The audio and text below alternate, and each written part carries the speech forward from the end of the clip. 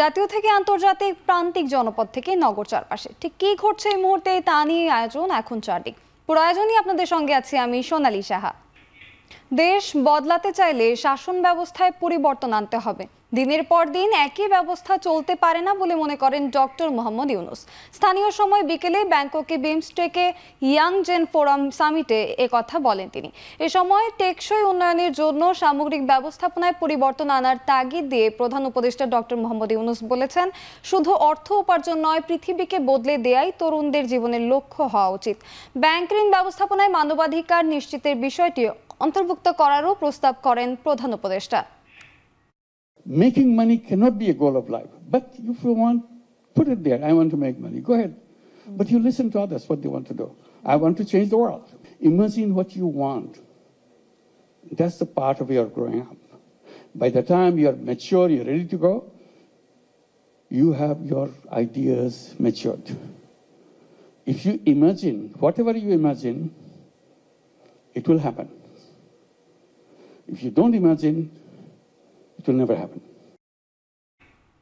সমুদ্র পরিবহনে সহায়তার লক্ষ্যে একটি চুক্তিতে সই করেছেন দক্ষিণ এশিয়ার 7 দেশের জোট বিমস্টেকের পররাষ্ট্রমন্ত্রীরা।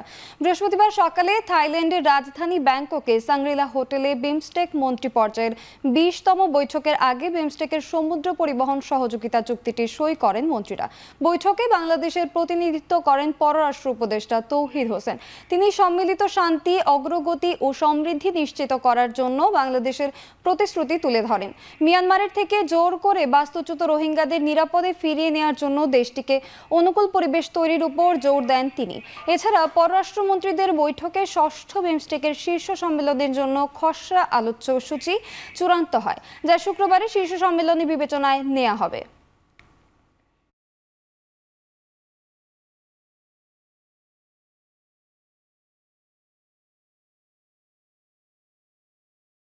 থাইল্যান্ডে পৌঁছানোর পর বিমস্টেক সম্মেলনে ইয়াং জেন ফোরামে বক্তব্য রেখেছেন প্রধান উপদেষ্টা ডক্টর মোহাম্মদ ইউনূস। এদিকে আজ অনুষ্ঠিত হয়েছে বিমস্টেকের মন্ত্রী পর্যায়ের বৈঠক।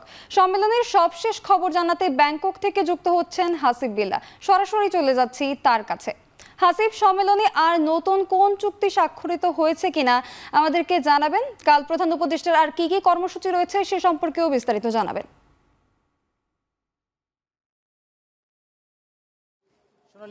আজ পররাষ্ট্র মন্ত্রী পর্যায়ের একটি বৈঠক হয়েছে এবং সেখানেই মূলত একটি চুক্তি সম্পন্ন হয়েছে, যেটি এই দক্ষিণ এশিয়া বা বঙ্গোপসাগরকে ঘিরে যেসব দেশ রয়েছে, এই 7টি দেশের জোটে বিমস্টেক, তাদের বাণিজ্যিক জাহাজ চলাচলের ক্ষেত্রে যেন সহজীকরণ, শুল্ক সহজীকরণ এমন একটি চুক্তি স্বাক্ষরিত হয়েছে আজকে। আর তেমন কোনো, এটি মূলত এই বিমস্টেকের একটা এজেন্ডা ছিল যে যেন এক দেশের সঙ্গে আরেক দেশের বাণিজ্য আরও ভালো মতন সম্পন্ন করা যায়, এরকম একটি বিষয় ছিল। এবং আপনাকে জানিয়ে রাখি যে এই বিমস্টেক সম্মেলনটি বাংলাদেশের জন্য খুবই গুরুত্বপূর্ণ, কারণ আগামী 2 বছরের জন্য বাংলাদেশ বিমস্টেকের সভাপতির দায়িত্ব পালন করতে যাচ্ছেন এবং প্রধান উপদেষ্টা সেই দায়িত্বভার গ্রহণ করবেন আগামীকাল সকাল থেকেই। এই বাংলাদেশ সময় সকাল 11টা থেকে 1টা পর্যন্ত এই সম্মেলনটি অনুষ্ঠিত হবে। তারপরই ডক্টর মোহাম্মদ ইউনূস এবং নরেন্দ্র মোদীর বৈঠক হবে এবং সেই বৈঠকে যে 2 দেশের গণঅভ্যুত্থানের পর যে অচল অবস্থা তৈরি হচ্ছে সেটি নিয়ে আলাপ আলোচনা হবে। তবে বাংলাদেশের পক্ষ থেকে 2বার আমন্ত্রণ জানানো হয়েছিল যে নরেন্দ্র মোদীর সঙ্গে প্রধান উপদেষ্টার বৈঠকের, কিন্তু ভারতের পক্ষ থেকে তেমন ইতিবাচক সাড়া মেলেনি তখনও।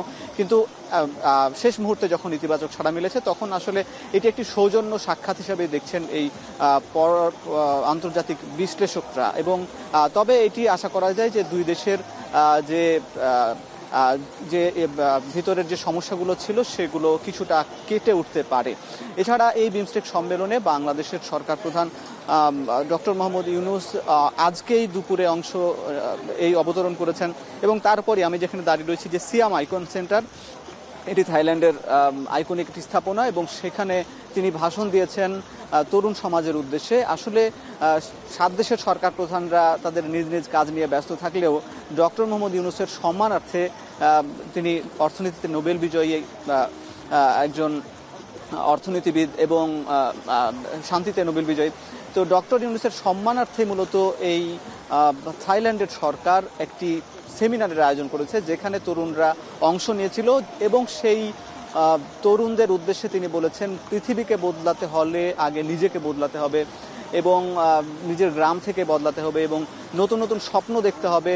পুরনো স্বপ্ন বা পুরনো পথে যারা হেঁটেছেন সেই পথ থেকে সরে এসে নতুন পথে এগিয়ে যেতে হবে, এরকম তিনি সম্ভাবনার কথা বলেছেন। তরুণদেরকে স্বপ্ন দেখিয়েছেন, তার যে 3-0 তত্ত্ব সেটি নিয়ে আলাপ করেছেন, ব্যবসা বাণিজ্য নিয়ে আলাপ করেছেন, যেন ব্যবসা শুধুমাত্র লাভ বা টাকার জন্য ব্যবসা বাণিজ্য না হয়, যেটি যেন সেবার জন্য হয়। এই বিষয়গুলো তিনি তরুণদের উদ্দেশ্যে গুরুত্ব সহকারে বলেছেন। এই ছিল মূলত সোনালী এই ব্যাংকক থাইল্যান্ডের বিমস্টেক সম্মেলনের খবরাখবর। অবশেষে পূর্ব পরিকল্পনা অনুযায়ী যুক্তরাষ্ট্রের অর্থনৈতিক মুক্তির ঘোষণা দিয়ে বিশ্বব্যাপী আমদানি পণ্যের উপর ন্যূনতম 10 থেকে 49% পর্যন্ত শুল্ক আরোপ করলেন মার্কিন প্রেসিডেন্ট ডোনাল্ড ট্রাম্প। অন্যতম বাণিজ্যিক অংশীদার চীনের উপর 34% এবং ইউরোপীয় ইউনিয়নের পণ্যে 20% শুল্ক আরোপ করেছেন তিনি। বুধবার হোয়াইট হাউসে বৈঠকের পর দেশে দেশে শুল্ক আরোপ ও রিসিপ্রোকাল ট্যারিফ বা সম্পূরক শুল্ক আরোপের নির্বাহী আদেশে স্বাক্ষর করেন তিনি। অন্তত 185টি দেশে আরোপ করা হয় সর্বনিম্ন 10% থেকে সর্বোচ্চ প্রায় 50% পর্যন্ত শুল্ক। বাংলাদেশ ও ভারতের উপরও যথাক্রমে 37 ও 26% সম্পূরক শুল্ক আরোপ করেছেন মার্কিন প্রেসিডেন্ট। যুক্তরাষ্ট্রের শুল্ক খড়গ নেমেছে ভিয়েতনাম, লাওস, পাকিস্তান, এমনকি যুক্তরাষ্ট্রের ঘনিষ্ঠতম মিত্র ইসরায়েল সহ বিশ্বের বিভিন্ন দেশের উপর। এছাড়াও অর্থনীতিতে জরুরি অবস্থা জারি করে যুক্তরাষ্ট্রে আমদানি করা পণ্যে ঢালাওভাবে সর্বনিম্ন 10% শুল্ক আরোপ করেছেন ডোনাল্ড ট্রাম্প। দেশটির বাণিজ্য ঘাটতি স্মরণকালে সর্বোচ্চ পর্যায়ে পৌঁছানোয় দেশের অর্থনীতির স্বার্থেই এই শুল্ক আরোপ করা হয়েছে বলে জানিয়েছেন মার্কিন প্রেসিডেন্ট। 10% উপরে শুল্ক কার্যকর হবে 9 এপ্রিল।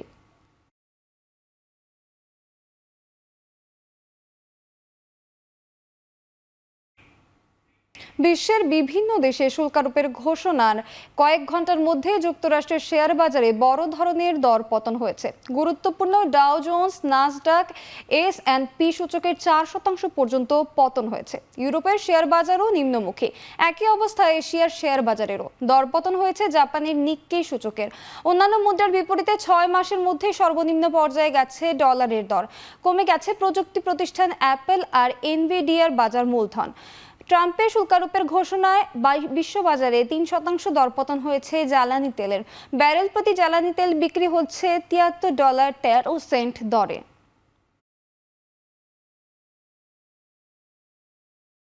বাংলাদেশি পণ্যে অতিরিক্ত মার্কিন শুল্ক আরোপের কারণে দেশের পোশাক খাত ক্ষতির মুখে পড়বে বলে জানিয়েছেন বিকেএমই এর সভাপতি মোহাম্মদ হাতেম। এখন টেলিভিশনকে দেয়া সাক্ষাৎকারে তিনি বলেন, দেশের তৈরি পোশাক খাতের জন্য অপ্রত্যাশিত মার্কিন এই সিদ্ধান্ত। তবে মার্কিন পণ্যে আমদানি শুল্ক যৌক্তিক পর্যায়ে নামিয়ে আনলে সমাধান সম্ভব বলেও মনে করেন তিনি। যুক্তরাষ্ট্র হঠাৎ করে যে 37% শুল্ক আরোপ করে দিল, এটা আনএক্সপেক্টেড এবং এটা হঠাৎ করে আমাদের উপর একটা বিশাল ধাক্কা বলে আমরা মনে করছি। আলটিমেটলি এটার জের বা খেসারত আমাদেরকে দিতে হবে। আমরা যেটা একটা অপার সম্ভাবনা দেখছিলাম অন্যান্য দেশের উপর শুল্ক আরোপ করার ফলে বাংলাদেশের জন্য একটা বিশাল সুযোগ আসছে বলে আমরা মনে করছিলাম, সেই সুযোগটা আর থাকছে না। এদিকে যুক্তরাষ্ট্র থেকে যেসব পণ্য বাংলাদেশে আমদানি হয় তার শুল্ক পুনর্বিবেচনার জন্য জাতীয় রাজস্ব বোর্ডকে নির্দেশ দিয়েছে অন্তর্বর্তী সরকার। এটি পুনর্বিবেচনা হলেই বাংলাদেশের উপর যুক্তরাষ্ট্রের নতুন শুল্ক আরোপ কমে আসবে বলে প্রত্যাশা করেছেন প্রধান উপদেষ্টার প্রেস উইং। সকালে এখন টিভিকে যুক্তরাষ্ট্রের শুল্ক আরোপের বিষয়ে তাৎক্ষণিক প্রতিক্রিয়া এ কথা জানান প্রধান উপদেষ্টার উপ প্রেস সচিব মোহাম্মদ আবুল কালাম আজাদ মজুমদার। যুক্তরাষ্ট্রের নতুন শুল্ক আরোপের বিষয়টি বাংলাদেশ সরকার খুবই গুরুত্বের সাথে দেখছে বলেও জানান তিনি। একই বিষয়ে সামাজিক যোগাযোগ মাধ্যম ফেসবুক এক পোস্টে প্রধান উপদেষ্টার প্রেস সচিব শফিকুল আলম লেখেন, বাংলাদেশ যুক্তরাষ্ট্র থেকে আমদানি করা পণ্যের উপর শুল্ক পুনর্বিবেচনা করতে এনবিআর কাজ করছে। এটি যুক্তিসঙ্গতভাবে কমাতে পারলে যুক্তরাষ্ট্রের নতুন শুল্ক আরোপ সমস্যার সমাধান হয়ে যাবে। এ সময় তিনি আরও লেখেন, যুক্তরাষ্ট্র বাংলাদেশের ভালো বন্ধু এবং বাংলাদেশ থেকে যেসব পণ্য রপ্তানি হয় তার বড় একটি অংশ যুক্তরাষ্ট্রে যায়।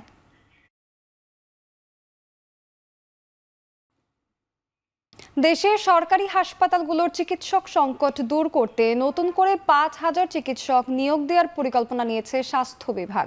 দুপুরে নাটোর সদর হাসপাতাল পরিদর্শন শেষে স্বাস্থ্য বিভাগের মহাপরিচালক অধ্যাপক ডক্টর মোহাম্মদ আবু জাফর এ কথা জানান। 5,000 ডাক্তারের নতুন পদ সৃষ্টির জন্য আমরা প্রস্তাবনা পাঠাচ্ছি। এটা ডিজি অফিস থেকে মিনিস্ট্রিতে যাবে। এই পর্যায়ে আছে মেডিকেল অফিসার এবং বিভিন্ন পর্যায়ের যেগুলো একাডেমিক পোস্ট আছে, প্রফেসর, কনসালটেন্ট, সেগুলো অ্যাকচুয়ালি প্রমোশনের বিষয়গুলো চলমান আছে। দেশের বিভিন্ন জেলার উপর দিয়ে বয়ে যাচ্ছে মৃদু ও মাঝারি তাপপ্রবাহ।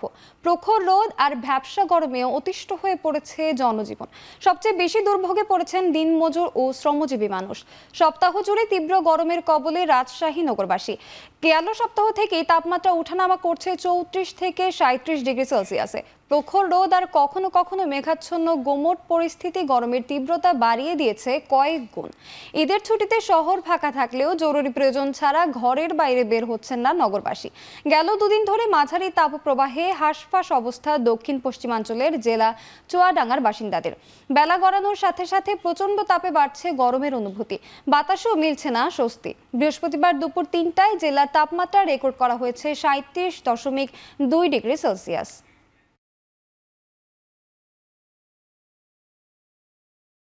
গরম পড়েছে, মানে বাজার করে আসলাম, এই জন্য গোটা গা শরীর ভিজে গেছে, মনে করি একটু ঠান্ডা শীতল শরবত খাই। এত গরম রোদ এই কত কয়েকদিন যাবত আমরা যে কষ্টে আছি, এমন কষ্ট আমি কোনোদিন এইভাবে দেখিনি। গরমেতে লোকজন বের হতে পারছে না, আমাদেরও কাজ কাম নাই।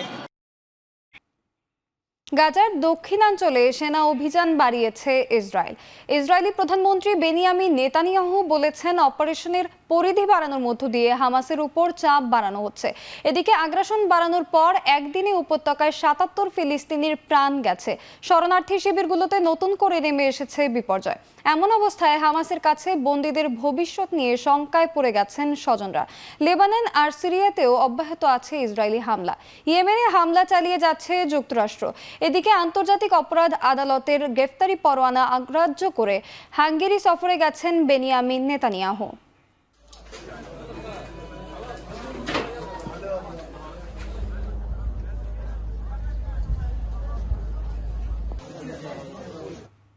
মিয়ানমারে গত শুক্রবারের ভয়াবহ ভূমিকম্পে প্রাণহানির সংখ্যা বেড়ে 3,000 ছাড়িয়েছে।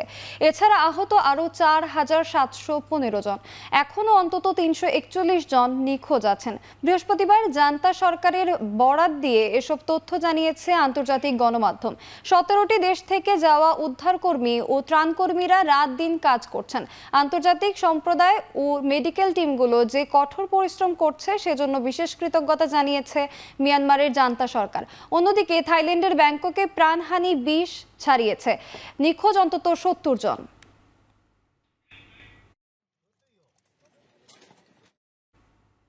টিকটক কেনার জন্য শেষ মুহূর্তে চিঠির মাধ্যমে প্রস্তাব দিয়েছে অ্যামাজন। এর মধ্য দিয়ে টিকটকের মালিকানা পেতে প্রতিযোগিতায় নামলো মার্কিন ই কমার্স জায়ান্ট। প্রস্তাবের পর অ্যামাজনের শেয়ারের মূল্য 1.3% বেড়েছে। চীনা মালিক নয় এমন ব্যক্তি বা প্রতিষ্ঠানের কাছে টিকটকের মালিকানা বিক্রির জন্য 5 এপ্রিল পর্যন্ত সময় বেঁধে দিয়েছিলেন মার্কিন প্রেসিডেন্ট ডোনাল্ড ট্রাম্প। না হলে যুক্তরাষ্ট্র টিকটক নিষিদ্ধ হওয়ার ঝুঁকিতে রয়েছে। 2024 সালে পাশ হওয়া আইন অনুসারে জানুয়ারি 19 তারিখের মধ্যে টিকটকের মূল প্রতিষ্ঠান বাইটড্যান্সকে অ্যাপটির মালিকানা ছেড়ে দেওয়ার কথা ছিল। পরে দ্বিতীয় মেয়াদে ক্ষমতায় বসে সময়সীমা 5 এপ্রিল পর্যন্ত বাড়ান ট্রাম্প।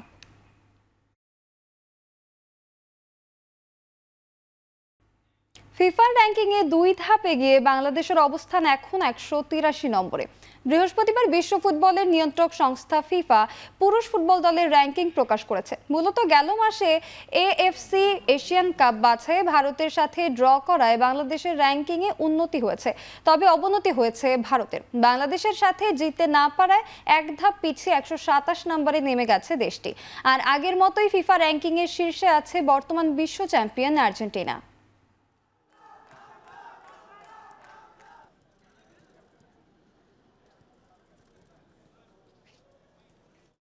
আজ থেকে 19 এপ্রিল বিশ্বকাপ বাছাই পর্বের ম্যাচ খেলতে বৃহস্পতিবার পাকিস্তানের উদ্দেশ্যে রওনা দিয়েছে বাংলাদেশ দল।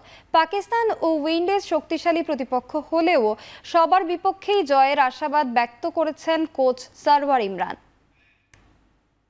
যথাসাধ্য আমরা চেষ্টা করেছি আমাদের প্রিপারেশনের জন্য, এবং আমি মনে করি আমাদের প্রিপারেশনটা ঠিক আছে। ওখানে আমরা 5টা ম্যাচ আছে, আমরা 1 বাই 1 5টা ম্যাচে উইন করতে চাই। সেজন্য 2টা স্ট্রং টিম আছে আমাদের সাথে, ওয়েস্ট ইন্ডিজ এবং পাকিস্তান, এবং অন্য দলগুলো আয়ারল্যান্ড, এবং এদেরকেও ছোট করে দেখছি না। আমরা সবার সাথে ফাইট দিয়ে 1 বাই 1 ম্যাচ জিতে কোয়ালিফাই করতে চাই। শেষ করছি এখন চারদিক। এখন টেলিভিশন ওয়েবসাইটে দেখতে ভিজিট করুন www.ekhon.tv। এছাড়া ফেসবুকে দেখতে ভিজিট করুন facebook.com/tv.ekhon। এছাড়া ইউটিউবে দেখতে ভিজিট করুন youtube.com/c/ekhon tv।